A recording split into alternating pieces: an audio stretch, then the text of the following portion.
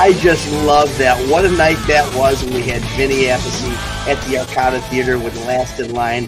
We had it all arranged. Everybody had Vinny Appice stickers for their shirts. There's a story behind that. But anyway, hey, everybody, Artists on Lockdown, Hanging and Banging. Welcome once again. It is Thursday night. I am Ron Onesti in rock and roll heaven, actually, outside of Chicago and St. Charles at the Arcada Theater. And I've got my good buddy, my big brother, my mentor, a hero, a rock and roll icon, Carmine Appice with me. Hey, Carm, good to see you, buddy. Where are you at, Carmine? Oh, there I am. There he is. Hey. There he is, the Hello, Cuban hello. drug lord. Hit the cymbals. So here, wait a second. Wait, now you do that a lot. You do that thing a lot. Yeah, Do it in slow motion. I want to see what's going on here. Okay. Man, you got to be something crazy at a Chinese restaurant. You really Those sticks are too light. It's got to be heavy. Get a little It's got to be sushi heavy. on there. It's got to be a heavy Carmine stick. See, You know, I've always wondered. I mean, really, do drummers like naturally use chopsticks at a Chinese restaurant? I'm a fork guy, but I'm not a drummer. but they would break easily. So, but can you do you ever eat with drumsticks that way, like pasta, like a big hearty pasta? I did a show. It's on the internet on YouTube. It's called Cooking with Carmine, in which I cooked pasta. I cooked with pasta, and I stirred it with a pair of drumsticks. I served it on a drum head.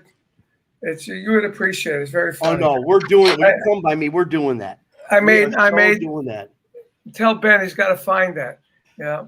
And then what we did, we served broccoli. We made broccoli and pasta with broccoli, and put it on. It was so funny, man. We put it on a drum head. Carmine. Yeah, I had the chef hat on, had the apron on. It was pretty funny. Where is our brother Vinny this week? He is in Ramona, California, at the Ramona main stage tonight. Yeah, with what incarnation? Last in Line still? Last in Line, yeah. I just came back like 2 hours ago from the Vanilla Fudge Robbie Krieger tour, and that was great. We had many sold out shows, and oh yeah, I know we're going to do your place in April. Yeah, back in April. I'm excited about it. And I want to see some signs. I want to see T-shirts with my face. Oh, I got on plans for you, older brother. Oh, I bet you big do, brother. Oh, we're gonna have a freaking parade. Yeah, we had a great time. Joe Bonamassa came up and jammed with us on Monday. So I heard about that. I mean, was that planned, or was he just in the audience? Well, after we had the show, remember I asked him where he was. Last week, yeah. Yeah, he said he was on 63rd in Central Park. I said, "Oh, well, I'm on West 70th and Broadway. That's like 6 blocks away." He said, "Yeah, I'm going to be here for a week." So I said, "Oh, we're playing Monday and Tuesday at the Sony Hall. You should come down." He goes, "I'm there." So I texted him the next day, and he came down. You know, what an awesome. He brought his guitar, but Vanilla Fudge are a very weird band. It's not like we have songs that you could actually jam to. So we had to figure out like our song Shotgun, how he could jam in it. So we rehearsed it. He came in for rehearsal. We rehearsed it and fixed it. And the last persons or band that ever jammed with Vanilla Fudge as a jam to the same song was Led Zeppelin. Come on. In 1969. That was the last jam. Yeah, because it's not a jammable music. It's like, it's like trying to jam to Rush. Parts are worked out. Good point. Especially with your drumming. Yeah, especially. I mean, we improvise amongst ourselves, but you got to know the parts and where it's going, And so we said, well, Shotgun's the only one he can do. So he loved it. He had a great time. We took pictures with him, and we had a good time. And then the next night, we went up and jammed Roadhouse Blues with Robbie and his band. That was awesome. So we had a good run.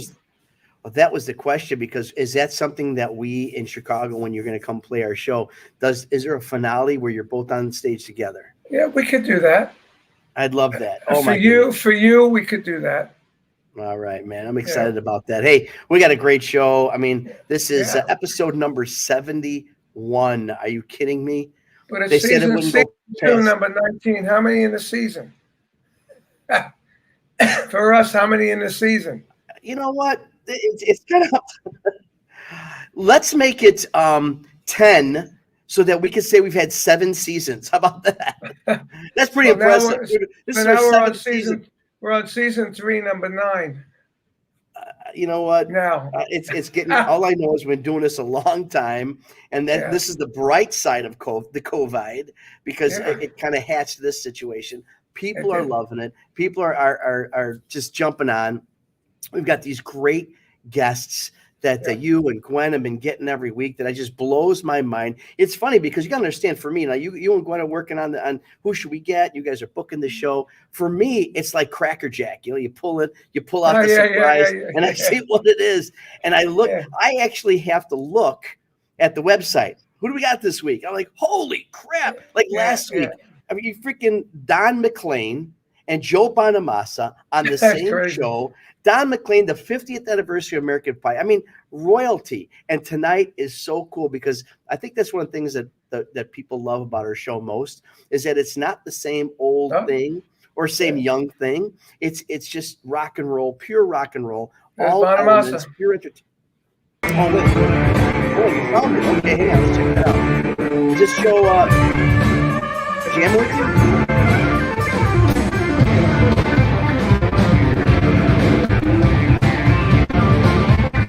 Audience must have just flipped not good.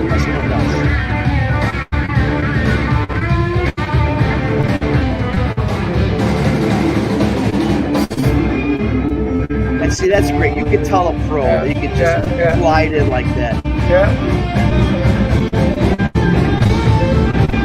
Not since 1969.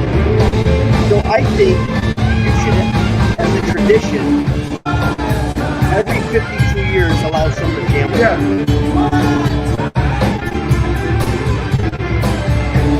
you. People loved it, man. You could tell. You could tell it was a great time. Oh, people loved it. Nobody knew. See, nobody knew. You know, I announced. I said, I know this guy since he's 12 years old. And he's going to come out and jam with us. Joe Bonamassa. The whole place went crazy. Come on, that had to be out of control. It was awesome. Really awesome. Well, you know what's awesome? I started to say this before the video there is that one of the things that we get a lot of compliments about our show is that it's not just it would still be good if we had just 60s rock guys, 70 rock girls, whatever it is, you know, but we've had you're talking about from Weird Al to Ted Nugent to, you know, to Dion, Dion to that young girl. What was the young girl that we had on that you liked? I don't remember her name now. My goodness. The Family Band. What is that Family Band? Remember the I can't. Ben, tell us who that was because that was an amazing band. But tonight we've got just some. I'm just so excited because I'm a huge Cedar fan, first of all. So to have John on here is a big deal to me. But this young lady with her voice and what she's doing, we're going to talk about who is a big fan of hers in rock and roll. Moriah Formica from Plush. Let's bring her on, and also our buddy John Humphrey from Cedar. How cool is that? Hey, what's up? Hey guys. Hey, when I saw Mariah, I said, "How old are you, man? You look so young." I thought she was like 14 years old. You know? Well, you're 21, huh, Mariah? Yeah, 21. That's amazing. Crazy. So there's so much you want to talk about. Yeah. You know, first of all, welcome to the show because. You know, as I was saying earlier, we get a lot of we've had, you know, everybody from Nugent to Elton John's our guitarist to this and that. You guys represent a couple of genres that are pretty fresh, let's call it, for us. Yes. But also, what I love is that even though it's considered somewhat of a different genre, you could tell that you both are like real students and real fans of the classics and what got you there, right? Absolutely. Definitely. Absolutely. Mariah, I'm going to start with you real quick. Okay. So, you know, we have a very good friend on our show. She has a problem with vowels. We've had Lizzie on the show a couple of times from Hailstorm and a very good friend of Carmine's, obviously. And she talked a lot about the classics influencing her. And we just love her. I mean, if you don't love Hailstorm, you're not welcome on the show because you're not a rock and roller. That's for sure. I know, right? What even is that? I don't know. I don't know. Right? But what's cooler? What's cooler than Hailstorm? Let me tell you what's cooler than Hailstorm. When Lizzie says, I like that person, that's cooler. Oh yeah. So tell me how that all thing happened. I mean, did she actually come up to you? Did she contact you, or just hear about it? About the tour? About her loving you, about her being a fan of yours. Yeah, it was just like, I mean, I was obviously like, I grew up a huge Hailstorm fan and a huge Evanescence fan. But, you know, at about like 11 or 12, I saw Hailstorm for the first time live. And I was just, you know, I was like just getting into wanting to be in bands, and I had like my little kid bands and whatever. And I finally got to see Hailstorm live, and my mind was absolutely blown. And also it was the fact that it was like, you know, yes, I knew of Joan Jett and stuff, but she wasn't really in my generation. You know, Lizzie Hale is like the Joan Jett of my generation. And so it was just mind blowing to see her up there, just a badass and so unapologetic, you know, and just so who she is, and so real and raw and genuine and incredible, you know. Incredible. And I was also infatuated with the fact that she played guitar too, because that was something else that I had never really seen that much. So it was incredible. And so as I got older, I started, you know, doing like open mic nights and just got like little gigs here and there. And then the first time I met her was at a festival that I played near where I live. And I was 14 or 15, and I met her for the first time. And I think she saw a cover of mine. I think I used to cover a lot of Hailstorm songs, but I think it might have been I'm the Fire that she saw, but I remember that was the first time that she kind of like noticed me or like gave me a shout out or whatever. I think it was she had shared it on Twitter or something. So that was the first time that, you know, I think she So what did you think when she shared it on Twitter and you read it? Well, she basically said that you are the future of rock and roll. No, but what did you think? What did you feel when you read? What did you feel when you read it? Oh, I was like, I didn't even know what to do. I really didn't. I did not know what to do. I didn't know. I was amazed. I was like, oh my God. That's great. And it was, I just remember thinking, I was like, that's so nice. Like, she didn't have to do that. It's so supportive. And you're right. A lot of these people who are out there and they've achieved the stardom, and they've crawled through the sludge to get to where they're at. But so many forget about that. You know, she does. Again, she was on our show here. So down to earth, so freaking cool. Could be anybody's friend, just hanging out. Really cool. I mean, I know how you felt, because as John would say, me and my brother Vinny, we smoked a joint with Buddy Rich, right? And as we're doing it, we're going, I can't believe we're smoking a joint with Buddy Rich, you know. So I know the feeling, you know, when you meet an idol or you see an idol, it's just unbelievable feeling, you know. You know, Johnny, we're going back a little bit, and you know, one of the things that I like to do is I reference like some of our favorite band names and that kind of thing. But I got to ask you about the Nixons. Like what the hell? Like, it's not even your generation. Like, where would you come up with that? Like, really? like, how did that? It was off the cuff. I mean, it had nothing to do with political affiliation or a bunch of Republicans or something. It was really, it looked cool, had an X in it, you know, and it sounded, you know, at the time, this is early on, sort of punk rock. So yeah, the Nixons, we really liked it. But it was really, there was no thought to it. There's no sort of deep, you know, this is how we came to the name, you know. It just was like, we got a gig tonight. What do we call the band? You know, I wrote down the Nixons, man. That's cool. Go for it. I can't accept it. If you were like 16 in 1976, I get, like me. I think that was me, right? About that. I would get it. But not you. Like, maybe you came up with the, hey, let's call us the Clintons. Let's call us the Bush. What's even better? Let's call ourselves the Bushes. That I would get. No, I mean, you know, I'm a 70s and 80s kid. So, I mean, I was a little kid, but I knew who Nixon was. But, you know, again, it just sounded cool and a lot of controversy, right? I mean, I remember the TV shows when I was a kid with all the jokes, Richard Nixon jokes that went on for years, you know? Yeah, yeah. So, yeah, the Nixons, we just thought it was cool. Oh, yeah, they still do. That's awesome. You know, so I talked to a friend of yours today. Oh, yeah? Was it yesterday?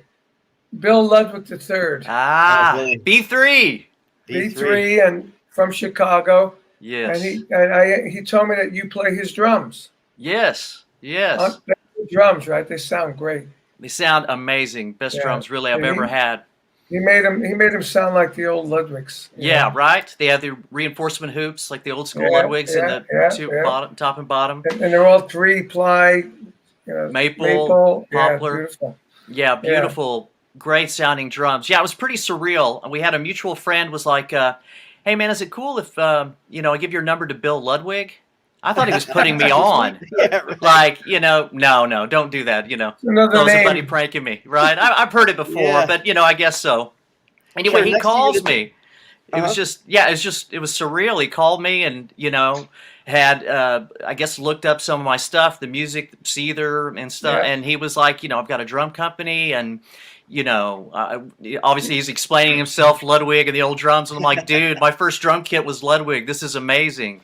You know, your family is legendary in the drum manufacturing business. So it's an honor. It was really a no-brainer. He said he did a contest with you to have the most ridiculous amount of people, you know, enter. Usually you do a contest, you know, you have a couple of thousand people enter. Right.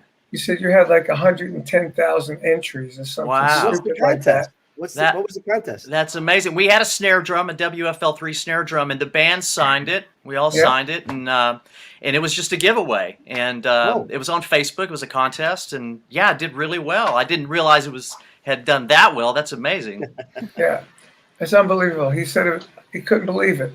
He said because you guys put it on your social media, it just exploded. Yeah, you know? That's great. That's great. I mean, they're great drums, man. Yeah. Were you playing those drums in that Wasteland video? Yes. Yeah, that's the kid. They sounded good, and it looked like you were slamming them pretty good. As we talked about before, I liked that groove. It was like an up-down shuffle. Yes. You know? Yeah. And it reminded me of the thing we did in Blue Murder. Right. You know? Right. And you said, yeah, I love Blue Murder. I love Blue Murder, too. I love Blue Murder, too.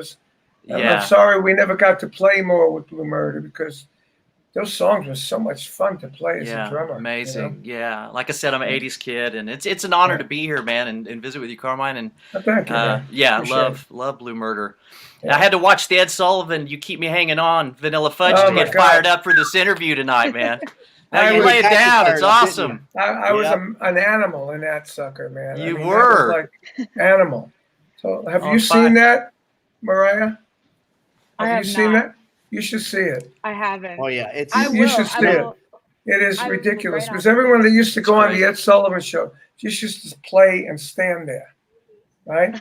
And we went on, and I'm like twirling sticks, like an octopus, beating the shit out of my drums. Was playing drums. That's the octopus was playing drums, and I'm killing the drums. Yeah, I had a 26-inch bass drum, the first 26 bass drum in rock. And it was so big, and you know when you hit it, it was really loud. It's huge. You know, it's awesome. Great.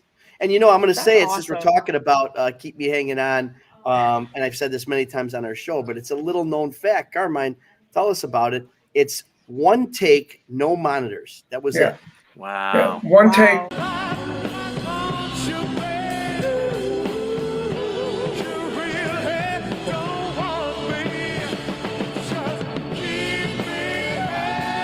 Bogan. Wow. God, look at you guys feeling it.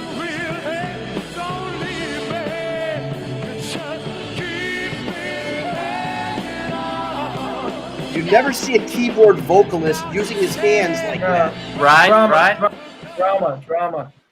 Yes, the drama. Yeah. The cameraman knew what was up. He zoomed in to you. He was just like, that's where the energy is, man. At the end, it's wild. When I went down the elevator for the show, I said to the guy, he's an elevator operator, how many people watch the show? He said, it was about 50 million. Wow. Incredible. And the interesting thing, there was 50 million TVs in the United States. I mean, Yeah, just in the States, yeah. That's everybody was on that. I hear this. It's on TV now. That's awesome. There's a channel, a cable channel, running the Ed Sullivan shows.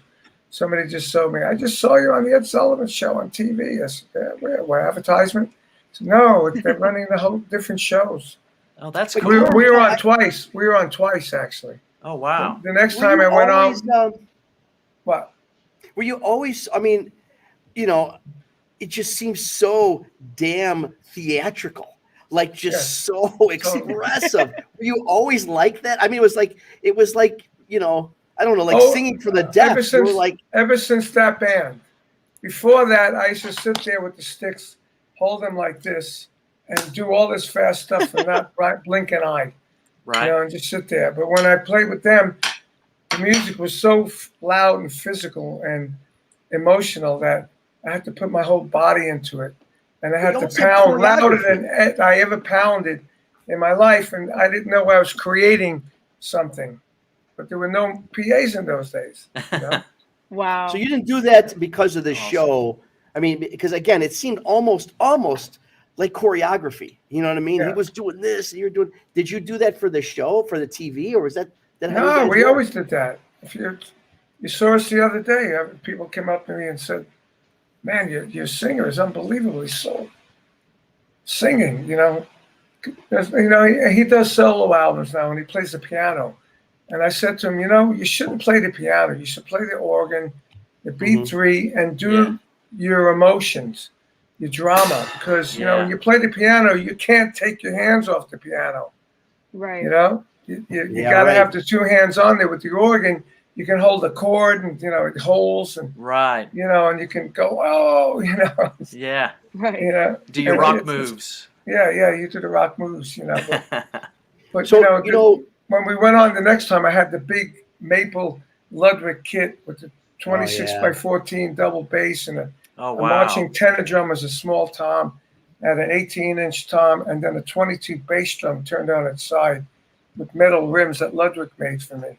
And that was my big tom. I had a gong. It was the first one to have a gong. It was an unbelievable set. So when we took John Bonham on and Zeppelin on their very first gig, he saw that kit and said, "You think you can get me one of those?" Nobody knew him. Wow. You know, so I called Ludwig. I said, "I think this guy's going to be big, like the understatement of 5 decades, you know?" Yeah. And he got the same kit as me, double bass drum. Really? Like a piece of furniture. Double bass. Double bass. We used it on the next tour in 1969. And then Robert and Jimmy said he was too busy. I don't know. Ben, you might have that picture. Anyway, Robert and Jimmy said it's too busy. Get rid of that one bass drum. So when he got rid of the one bass drum, the Led Zeppelin drum set was born. Right. Wow. Wow. We talk about some amazing. Of the. It really, really is. Talk about some of the TV stuff that was going on. You know, I got to ask you, Moriah. You know, obviously, on the on the whole voice thing, you obviously you get a lot of that. And you know, can you help? I mean, a lot of us, you know, TV watchers, as opposed to you being huge, you know, singing in front of 50 million people. What is that whole thing like? I mean, take us down the road of an experience on The Voice, because what we see isn't what really happens the whole day. Right. Well, it's, you know, I mean, first of all, it was one of the best experiences of my life. I learned a lot of new skills and, you know, how to be a better singer, how to be a better performer. And, you know, also to just stay true to myself, and follow my gut. But a lot of it's just, it's long, you know, like it's so much longer than they make it seem. And, you know, that's what you form, like so many close friendships out there, because you're living with all the contestants, like you're living with each other basically for several months, you know, depending on how far you make it. And so, you know, it was how far did you go? I don't watch TV much. I think, how far did you get? I mean, I think like maybe halfway. Oh. Yeah. It was. Well, we actually have the clip. But it was. Oh, you have a clip. Let me see the clip. Can we see the clip, Oh. Moriah? Would you mind? I know people hate seeing themselves. You can put your hand It's not over that I there. hate it. It's just, well, listen, it's, I was 16. Oh, That's not that clip. Wrong clip. Cooking. Mariah, you Wow. never look so terrible. What was that? That was You cooking look with horrible, Carmine. All right, we got the clip, Ben. Oh wait, what clip are we I talking like about? that. Did you guys plan that? That was pretty funny. That was really But There's you know what? Mariah's clip, and then this ugly guy comes up. No, it's kind of funny. Man. So when you're doing that, I mean, first of all, to sing an Ann Wilson's, I mean, Crazy on You. I mean, that was talking about ballsy to take on an Ann Wilson song. I mean, was that how did you guitar? actually settle on that? Did you play guitar? You play guitar and sing? Wow. Yeah. Cool. Yeah, I love that song, and I just felt like it was the most, because they give you, like, this is also like another part of the process, but for your blind audition, which is the part where, like, they spin the chairs around and whatever, you get a list of like 500 songs or something like that. It's crazy. And so it's like, you can't go in there and be like, hey, I want to do this. Like, you have to pick from the list, and which was annoying to me. But I was like, hey, you know what? This is a great opportunity. But I saw that song. I saw Crazy on You, and I just, Did you know the song it just before? felt like, oh yeah. My dad raised me on like all sorts of classics and stuff, and and I saw it, and I was like, I just really felt like that was the song that was going to help me best show who I was as an artist and who I want to be, and also it's just a great song, and it's Oh my fun gosh. to play, and it's just incredible. But who's got a stronger voice? I mean, my gosh, to say I'm going to go up there and I'm going to emulate Ann Wilson in my own way. She's an awesome singer. She's something else. I mean, she's incredible. Yeah, we just did. I don't. That's how I know these guys. I own theaters in Chicago, smaller venues, 1,000-seaters, and Ann just shot her. I think it's either a DVD or going to be an Access television show. And watching her, and we've all seen her perform, but really watching her, it's the craziest thing because she opens her mouth. That's it. Yeah. And this freaking train comes it's the most effortless, powerful thing I've ever seen. It is.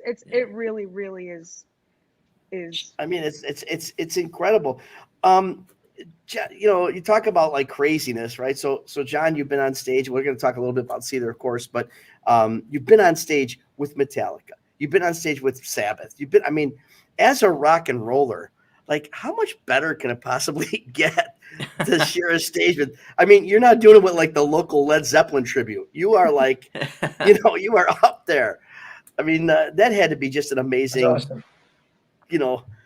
A steel frying pan in the face of goodness. Oh yeah, absolutely. I mean, I'm a fan. I'm a music fan. It's the reason I started, playing drums, getting into music, playing in bands. So yeah, I've had the honor to share the stage with heroes. Even being here right now talking to Carmine. I mean, this is amazing. But yeah, we did some huge shows. The band Seether is originally from South Africa.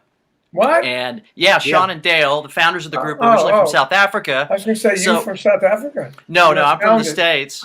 But we went to South Africa. We did some huge stadium shows opening for Metallica, and they were amazing. And Metallica, was great. They'd be on the side of the stage watching us. I've got a great story. James Hetfield was helping me with my monitors one night. I was having trouble trying to communicate with my monitor tech, and James is looking at me and helps me out. I mean, just totally down to earth. It was great. Yeah, good guys. Yeah. Yeah, great guys. We've heard that about them, about them actually watching. They really get into watching their co-bills or their fans too. So especially James will be up there just jamming, backstage, just head bouncing. You see videos of that. Yeah. Yeah, great guys. That's awesome. And it's incredible because, you think about obviously the music of Sabbath and Metallica and the like, and the way Seether is actually, I hate to use the word categorized, but, you're talking about viewed. Viewed. But, you've talked about a combination of grunge and punk and this and that. And then, I don't know that, not so much from your performance, but from the categorization of your music, that I would have put you in front of Metallica or Sabbath.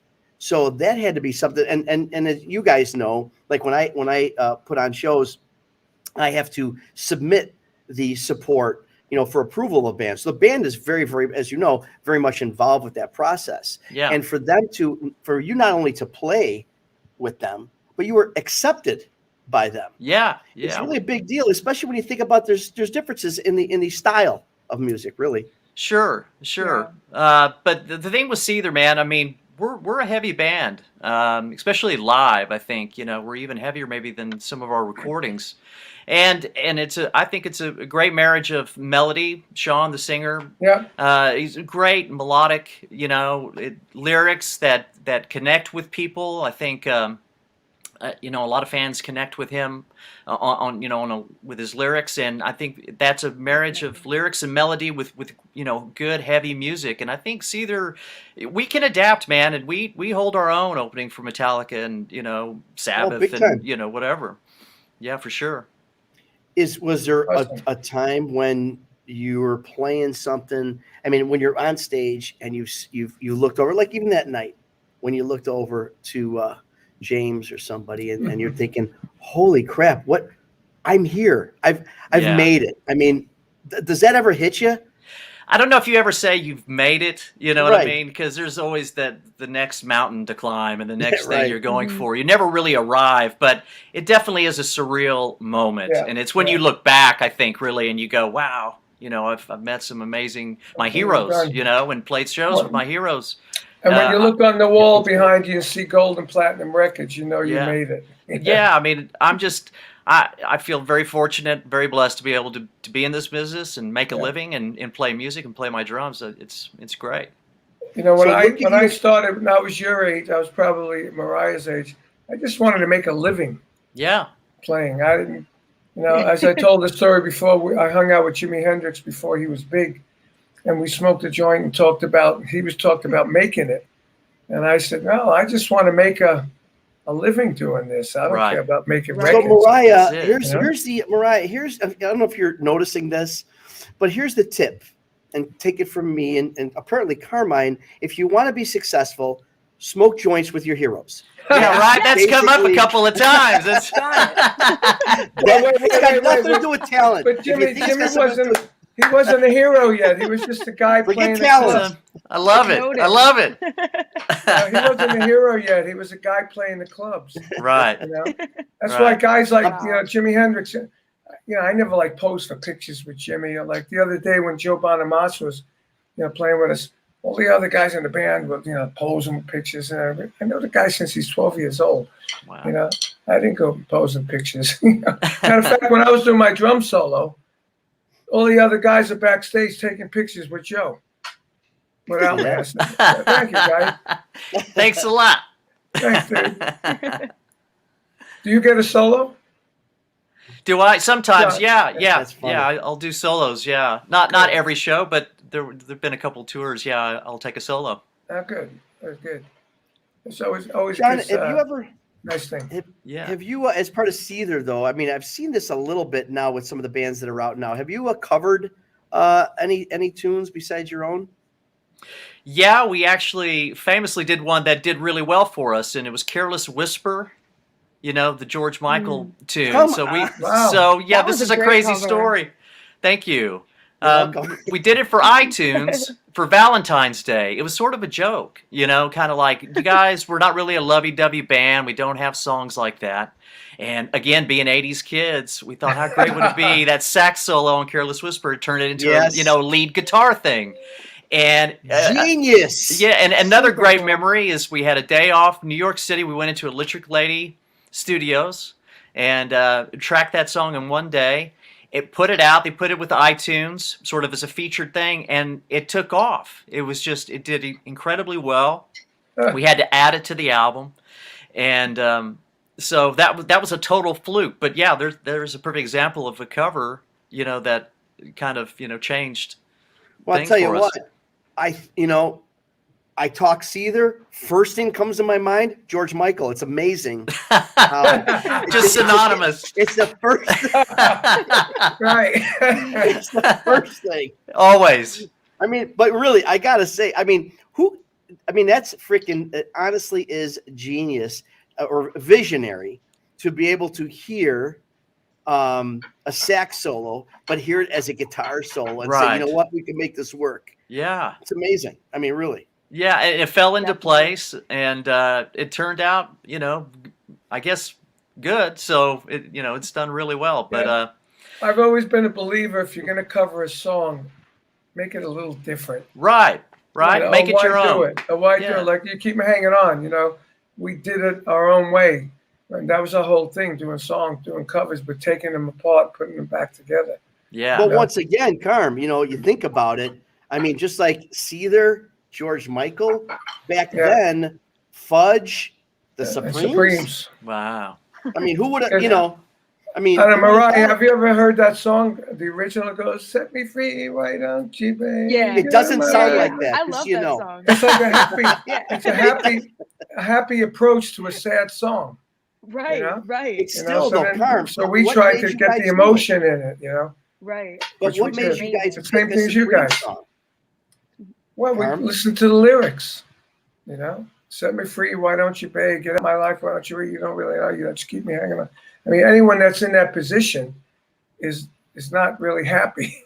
Right. It's an emotional situation. So we used to take all the music and marry it to the lyrics. Like People Get Ready, we did as a gospel. People Get Ready as a train, thank the Lord. Yep. Gospel. Eleanor Rigby, we did just like a eerie, churchy, weird, thing. So cool. We tried to marriage a Season of the Witch by Donovan. I mean, that one was really evil and weary and heavy and crazy. So we tried to marry the lyrics and the music and the emotion together.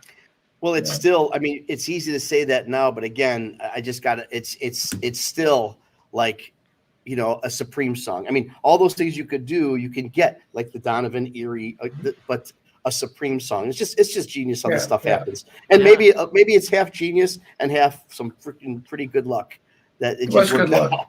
Good timing, good luck. Timing. Right. For sure. Yeah. And the way we played it, the maniacs that played it. Like Tim Bogert half the time looks like he was spastic. Yeah. We all did in that video. We all did. Yeah. Just it killing was contagious. So Mariah, you've in your ripe old age of 21, you've been in the business. I guess we can call it technically 10 years. Writing songs back when you were 10, 11 years old. Wow. When was the first record deal? We still don't really have like a major one. Oh, a deal, right? Do you have an indie? Yeah, we're on a smaller label. It's called Pavement. Wow. So, yeah. Well, so after the show, you'll have a label. Absolutely. They're awesome. Hopefully They're awesome. They did a couple of shows with us, and they killed it. It was great. Really? Yeah. Thank you. Yeah. So how did you get to do shows with Seether and get on the label? And did you have an agent that liked you, or how did you get on these Seether shows? You have an agent now? Yeah, we do. We have an agent, and he's awesome, and they get us all sorts of cool shows, and we really, really are just having a blast. Is it a major agency? Is it a major agency? It's UTA. Oh, beautiful. Okay, yeah, we know them. Yeah, that's Ron's writing it down. You're going to be playing his place. UTA. There you go. UTA. Yes. So do you? But as I started to say, you started 11 years old, but you've written songs. You obviously you're a vocalist. You play guitar. Would you consider yourself? Are you going down the road of writing a little bit more songs, or writing more songs? Oh yeah, definitely. Yeah, I just love to write. I just love to create. So it's something that I never stop doing. So I just definitely. I'm always, as long as there's passion, I'm always gonna, yeah, as long as there's something that I'm passionate about, which is always, I'm always gonna be writing new music. People say to me, why, like the way the music business is today, I'm doing a new King Cobra record now, and two of the guitar players didn't want to do it because nobody buys records like they used to, and there's really not a lot of money in it like it was. Yeah. Right. And they said, why bother? I said, man, just keep creating music, man. That's right. It's what you do. It's what we do. Yeah. We create music, If they buy it, they buy it. If they don't buy it, you're adding to your legacy, That's right. Exactly. Yeah. I mean, I love it. I mean, especially now in my own studio. We were discussing before, I used to, as John knows, you go in, you set up the drums, you get the sounds, and then you record. By the time you get recording, it's 4 hours gone by, and you're almost ready to leave, Yeah. And you got the studio in the house, turn on the computer, the drums are here, they're mic'd up, easy to go. You can sit down and work, do what you got to do, and be fresh on it, Right. And I love it, even though I had to learn to engineer it, but I really love doing it, That's an art I need to continue, is the engineering side of it, that to be able to do tracks like that. My brother Vinny built this system for me. Nice. And Vinny's a computer geek, in between Dio and Sabbath. One point, he had 2 years out of the business. He used to work for Verizon. So you call up for tech support and you get Vinny. Oh, man. It's pretty Really? cool. I didn't know. Yeah. So wow. in that time period, he went to computer school and learned how to build them. And so he built me a hot rod PC with like 3 different hard drives. I have like 3.5 terabytes of power. Wow. And he built the Focusrite and the screen, set it up in his house, laid it up, set up the templates for me, and then mailed it to me. And then on the phone and the FaceTime showed me how to work it. I knew how to work GarageBand on my iPad, so he said it's very similar. And I started doing stuff. Now I've done so much work in here. I love it. That's awesome. You don't have one? You don't have one in your house yet? No, I don't. I don't. You got to do it. What about you, Moriah? I don't know. You got a laptop? You got to do it. You got to do it. I do. I have like a little setup, but it's not really like it's not a studio. You know what I mean? Yeah. It's just like laptop and like Pro Tools. It's what I need to make scratch tracks. That's basically right. all I have. I mean, I love it. And now I've developed the drum sound that I really love, Yeah, that's what's amazing is I have a good friend here close to where I live. He's a great engineer, and he's got a home studio, and I go there and track drums there. And it's amazing. He can get drum sounds every bit as good as the old school $1,000 a day studios, that you did stuff. It's just amazing. Yeah. When I play with Rod Stewart, I work with Andy Johns. Oh, wow. And, yeah. All those Hot Legs and Do You Think I'm Sexy and all those songs were done with Andy Johns. And I learned how to mic his miking technique, and that's what I did here. You got the room mics there, and you got a certain way you put the overheads and all that stuff. Right. And he was amazing. Yeah. And then you get the old bass drums. I got that old classic sound, Yeah. My drums don't sound like pillows as bass drums. Right. Right. Right. An old thing I learned from Dino Danelli. The technology these days. Yeah. It's incredible. It's awesome. It's incredible. Are you running Pro Tools? No, I'm doing Cubase. Okay. Cubase, and only because it's very similar to the GarageBand that I knew how to write. I play bass, guitar, keyboard a bit as well, and sing. Oh wow. So I write full songs on my iPad. I have an instrumental album out now. This guitar player plays bass, keyboard, and guitar, and it's called Energy Overload. It's awesome, man. It's like progressive heavy rock combination with jazz, little jazzy stuff in it. Right. Instrumental. And I did it all here. And we did the credits. It said engineered by Fernando Perdomo and Carmine Appice. I laughed. I said, look at that. I'm an engineer now. That's awesome. Your career, at 75, your career continues to grow. Yeah. Not as big as it was when I was 55, but I mean, I'm not playing giant arena 6 nights with Rod Stewart at the Forum. But it's coming back. But we're having a good time. We do 1,000-seaters and sell them out. And, absolutely. Honestly, it's great. Because now you got PAs that are great, lighting that's great. Yeah. Oh yeah, my gosh. So now, Carmine, obviously you're one side of the spectrum. Let's say, what a career! Mariah, you're just starting those wheels turning. So much ahead of you. So much ahead of you. We're up and down of each other here, and it's like I know, isn't it crazy? The beginning and the end. I wouldn't call it the end. No, I would not call it the end. Not the end, but it's another level. It's another level to aspire to. But Mariah, tell me a little bit about Plush. How did you guys come together, and why would you? I talked earlier about John and categorizing, let's say, his music, his band. How about you? How would you do that? First, why the name Plush? It's after her hair. It was kind of just one of those things where we had gotten together and we were like, okay, great, now we need a band name. And we were just like, all right, what do we do now? And so we started throwing out, various names. And I think it's somebody from management, I think, threw out Plush. And at first I was like, no, I hate that. Like, this is a hard rock band. What? But then I started thinking about it and I was like, I think it's kind of funny because, Plush is like soft and sweet and whatever. And then it's like, our music is not that at all. So I thought it was something that was funny because, it's not something that's so obvious. It's an ironic name. It's ironic, and it also just rolled off the tongue easy. Like Plush. It's it's just an easy word. It's like fudge. Yeah, exactly. I wish there was like a more like a spiritual meaning to it, but yeah, we had a spiritual. That's just how it was. Some girl named us Vanilla Fudge. She said, "You're like white soul." Nice. Okay. That's perfect. Okay. We'll go for that. So we used to be called the Pigeons.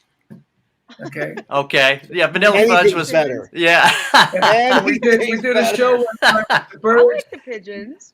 We did the show with the birds, the seeds, and the pigeons. I'd rather be called the Mixins. I'll be honest with you. Wow. So I think Vanilla Fudge worked. Yes, yeah, absolutely. So describe your band, Mariah, if you had to describe it. If I had to describe us, I think that we're just, raw, straight up, no BS rock and roll, that's just kind of get up on stage and plug in and play, in like jeans and a t-shirt. Like that's I would describe us that way. Did you start it? We're just. Did you start it? Yes. Yes. So you had your concept. I'm going to have a girl band, a female band, and I'm going to. Or did you start with another idea in mind? Well, it was first our drummer Brooke Colucci and I met and just started jamming and stuff because I noticed, around quarantine I started her on YouTube, like her drum covers would be recommended to me all the time, and so I started watching them and I'm like, wow. And then I found out that she was 16 and I was like, crazy. Holy crap, that is insane. And then we ended up getting together and jamming, and the chemistry just, you guys know how it is, it just clicked. Is she from the same town? The same town? No, same like relative, like maybe like hour and a half. Oh, that's good. Yeah. So not too bad, and that's why it was so easy for us to get together and play. And then the two of us just decided, like, okay, let's be a band, and then she had introduced Ashley Supa, who's our bass player, and they had known each other a few years prior from they did the School of Rock thing together, and then the three of us started playing together, and again the chemistry was just instant, and we really felt like we had something special. And then we got management, and once they hopped on board, there was a flyer or an ad, I think, that we put out saying we were looking for a guitar player, And Lizzie Hale actually got a hold of it and I think retweeted it or shared it on some social media platform. And then that's how our guitar player, Bella Perron, saw it. Wow, And then isn't she that reached cool? out to us. Yeah. And so, and then, So Lizzie Hale's been sorry, I just involved found in out, you guys, I guys. have 5 minutes before I have to sound check. So I'm really Us sorry too. about Oh, that, you're playing No problem. tonight? You're playing Yeah, tonight? yeah. Where are you playing? I thought I saw bricks on the wall there. It's the Belco Theater in Denver. Oh, with, nice. Nice. Hailstorm and Evanescence. Yeah. Oh, wow. We're on tour well, right Tonight? now. Yeah. Make sure you tell tonight. you tell Lizzie we said hi. Yeah. Please. I sure will. I Okay. sure Tell will. her- We love to. We took Hailstorm out on like one of their first tours. I mean, it was the whole family in the RV, and their mom was the road manager, and it was Yeah. real early Oh on. man, that's Yeah. cool. Yeah, Oh my God. they were awesome, and That it's is so cool. it's been great to just watch their career grow and have You know, all the that's awesome success they've because had. they're- Right. That's just awesome. Sorry to cut you off. No. I was just saying like that's awesome because that Hailstorm and Evanescence, they're just doing the same thing for us right now. So Nice. it's just That's really, great. really amazing, these Well, listening to big you, awesome bands want to give us a chance, at our first big arena tour. So we're just so incredibly grateful. And it's well, a listening dream. to you and the way you Nice. describe your band and everything. I mean, you talk about just hard edge rock, jeans and a t-shirt. Another good friend of ours, Alita Ford, and I think of the Runaways with you and your band. You're out there. It's Runaways version 2.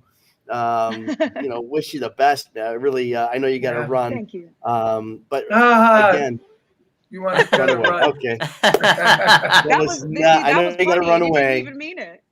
I know the stuff I try to be funny with. That's never funny. Right. Believe me. But you're lucky, but yeah, my brother. You're lucky Vinny's not here. Vinny's Yeah, always you're busting laughing. my onions. He just always is. Yeah. No, it's okay. I'm enjoying this. Busting my onions. That's a Chicago term. Sorry, it's a Chicago Italian that's term. funny. That's So great. you're actually have a show with Evanescence and Lizzie tonight? Yeah. We've been on. Yeah, tour look. I for mean, a look at that while now. room. I'm looking at that room. I'm going. That doesn't The look cinder like a block house. dressing Yeah. room, right? Cinder blocks Yeah. there. There's like a black thing over this refrigerator. Yeah. Yeah. And the That's door exactly looks what it like looks like a door like Looks last like a night's gymnasium gig. door. Yeah. Yeah. Yeah. There you go. That's funny. Well, good The luck life of a tonight. rock Kick and roller. butt. Kick Thank butt. you so Yeah. much. Have a great guys. show. Oh, Yeah. thank you so much. Thanks so much for having me. I No really, problem. really We'll appreciate do it it. again when you get Wish you all the bigger. best. For sure. Okay. I look Ciao. forward to it. I'm All gonna right. call UTA first thing in the morning. Okay. Awesome. All right. Thank Take you care so now. much. Bye Bye-bye. bye. Bye bye. Okay, So, John- Ron, Ben. Now Yeah, you man. can show that cooking with Carmine to Ron. That's what that was. He said it on Look a at clip. I didn't thought we were. Look at that. Let's see. The chef. That's Look at this amazing. guy. You look like a terrorist. What do you mean a chef? Welcome to Cooking with Carmine.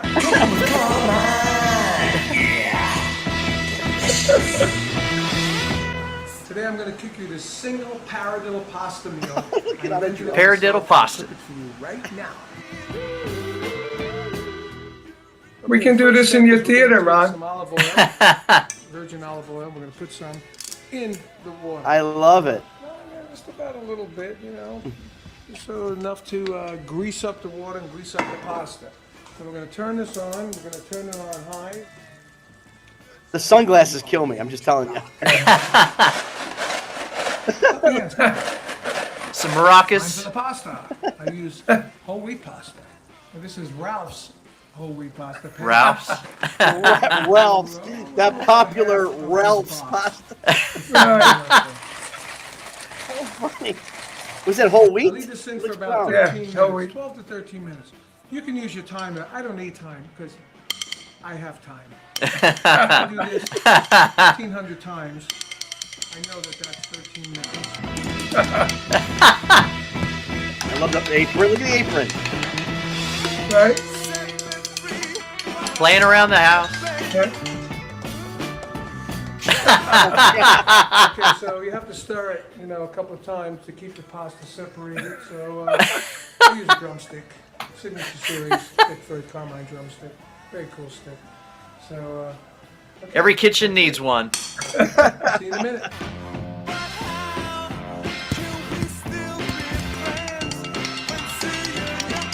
Perfect for a cooking show. Yeah, that makes sense. That looks delicious. Okay, it looks like it's ready. So now we got to strain it. This is the strainer we've been using all our lives. My parents had this. My brother Vinny ate out of this. Myself, all the pasta we ever ate was out of this. And here's the pasta. Wow. Is that true? Strainer. Yeah, it's true. Look at that steam. Wow. Oh, okay. Smells good. Like that. Oh, look at that. Huh? Oh. A little broccoli in that and show you how to cook the broccoli. And then what I like to do is put it back in the pot. Like that. This is like the sauce. A couple of dabs of olive oil. A little dab will do you. There's some fresh ground up almonds. Where's Nice. the frickin' garlic? Okay. so I let's serve. I didn't put garlic. Okay, let's see how it is. Good. See how it is. Always looks good when I don't have to make it. Yeah. Feed your face. Mmm. It's on a drumhead. I love It this. is. This is great. Oh, funny. So, well, that's it. That's the single paradiddle pasta by Carmine Apiece. Leslie Golden Radio Chick. And I guess we'll see you next time. We can do another dish. I only know how to cook one other thing, so come on back and do that. Scrambled. It's a Sounds like 2 me. episode series. Sounds like me. Royal flush. I mean, that's afterwards, apparently. It's royal flush. It's so funny. All right, you ready? So I'm going to record That's this awesome. tomorrow. Let's see. Cook with Carm, why don't you, babe? That's hysterical, Carm. That's Really. funny. I mean, It really is funny. and you only know how to cook one other thing, so it's like a 2-episode series. Low Yeah. cost. I love it. It's scrambled eggs with cheese. There you go. That's That- awesome. It's a that drummer great thing. Italian That's like one of the 2 things I cook as well. Yeah, Scrambled thank you. eggs, man. I do. Thank That's you. it. Man. Now, That's awesome. here in Florida, I graduated to almond floured pancakes. Nice. Whoa, nice picture there, John. Nice Look at that. picture. Yeah, thanks. Yeah, my drum tech took that one. That's Yeah, a that's great good. one. What's Yeah. up? What's up with Cedar next, John? What do you guys got coming up? So we just released sort of a greatest hits called Vicennial for 20 years, 20 songs, 20 years. And that just came out. We Nice. did a live stream last week from a show we recorded on tour in Sacramento. And yeah, that was last week. And Look at the So, three. yeah. That double. I see the three. that's it. Yeah, man. 3. Oh, and That's you got it. the one. You got the one tom in the middle, like I had. I had that in 1968. Yeah. What Yeah, size just is have that? What size is one that? up. Four- That's it's a like 13. A 13. Yeah, and the kicks are 24s, Right. Wow. 16 and 18-inch floor. Right. Fours. I had my little one that was up there was 12 by 15. Nice. I like 12s. And when they made it for me, Ludwig, they thought it was a floor tom. They put leg holders on it. Oh, wow. And I said, no, it goes on a snare stand. Wow. I love his gold ones though. That is just a gorgeous piece of freaking. It's a piece of jewelry, really. The way he does it. I mean, it really is. It's Yeah. beautiful. Yeah. It really takes it up a notch, you know. Yeah. That's a nice set. Yeah. Thank you. this They're guy. and they sound great. They do. They Yeah, do. Bill- They tune up so easily. and Bill's they drums just- sound great. They really, Yeah. really kick ass. And, They're quality, man. yeah, Really. I played them. I've been playing D drum, and I play a thin shell D drum maple kit, and they sound like the old Ludwigs as well. Yeah. That's why I Yeah. like them. And Just gorgeous. and Bill was telling me yesterday. He said, "Yeah, I got John. He's one of my endorsers." I said, "Oh, great."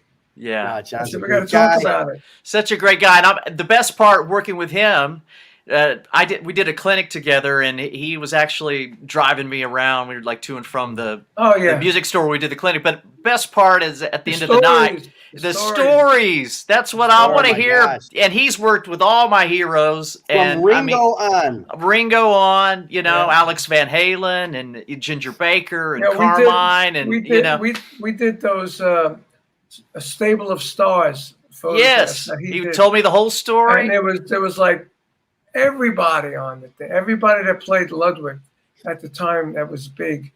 Yeah, It was amazing because, and I tell you, there was a lot of drugs going around in that one.